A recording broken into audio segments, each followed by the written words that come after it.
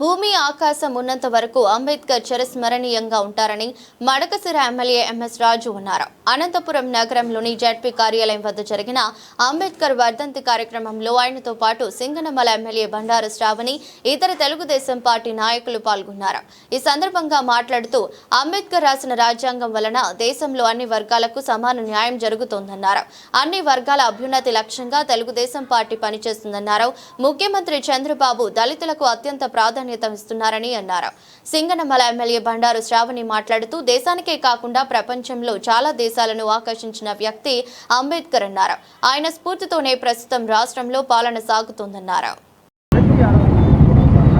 Doctor Babasaheb Ambedkar గారి వర్ధంతి సందర్భంగా ఘనంగా ఆయనకు నివాళులు అర్పించడం జరిగింది. సింగనమల శాసనసభ్యురాలు శ్రావణి గారు, నేను, మిగతా తెలుగుదేశం పార్టీ నాయకులందరూ ఘనంగా నివాళులు అర్పించడం జరిగింది.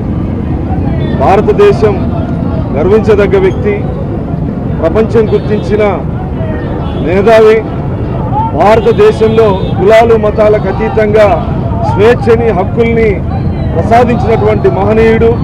భూమి ఆకాశం ఉన్నంత వరకు డాక్టర్ బాబాసాహెబ్ అంబేద్కర్ గారు సజీవంగా ఉంటారు. యుగ పురుషుడు, చరిత్రకారుడు.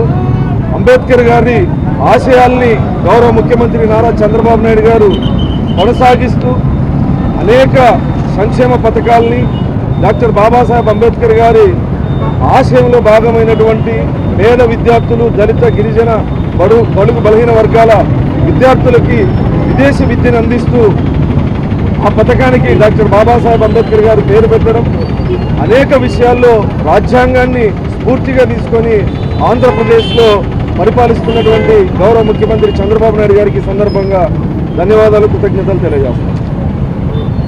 నమస్కారం అండి.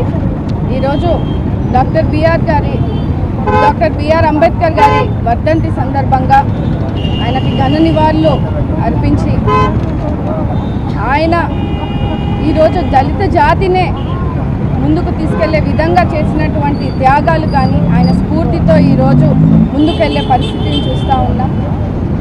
ఈరోజు రాష్ట్ర ప్రభుత్వము, ముఖ్యమంత్రి నారా చంద్రబాబు నాయుడు గారి నాయకత్వంలో దళిత కుటుంబాలందరూ కూడా ఎంతో సంక్షేమంగా అభివృద్ధి చెందే విధంగా వాళ్ళ బిడ్డలను కానీ విద్యా రూపంలో కానీ ఉపాధి రూపంలో కానీ ఎంతో పెద్ద ఎత్తున ప్రోత్సహిస్తూ ఈరోజు ముందుకు వెళ్ళే పరిస్థితిని చూస్తూ ఉన్నాము. ఆయనను స్ఫూర్తిగా తీసుకొని రానున్న రోజుల్లో కూడా విద్య రూపంలో కానీ వైద్య రూపంలో కానీ ఎక్కడ కూడా ఇబ్బంది లేకుండా దళిత కుటుంబాలకు ఆదుకుంటూ ముందుకు వెళ్ళే పరిస్థితిని చూస్తూ ఈరోజు దళిత జాతి అంతా కూడా ఈరోజు ముఖ్యమంత్రి నారా చంద్రబాబు నాయుడు గారికి ధన్యవాదాలు తెలియజేస్తూ ఈరోజు ఈ కార్యక్రమాన్ని మడకసిర ఎమ్మెల్యే గారు ఎంఎస్ రాజన్న గారితో, తెలుగుదేశము అలాగే కూటమి నాయకులతో ఈరోజు అంబేద్కర్ గారికి పెద్ద నివాళులు అర్పించి ఆయనను స్మరించుకునే సందర్భాన్ని ఇవాళ చూస్తూ ఉన్నాం.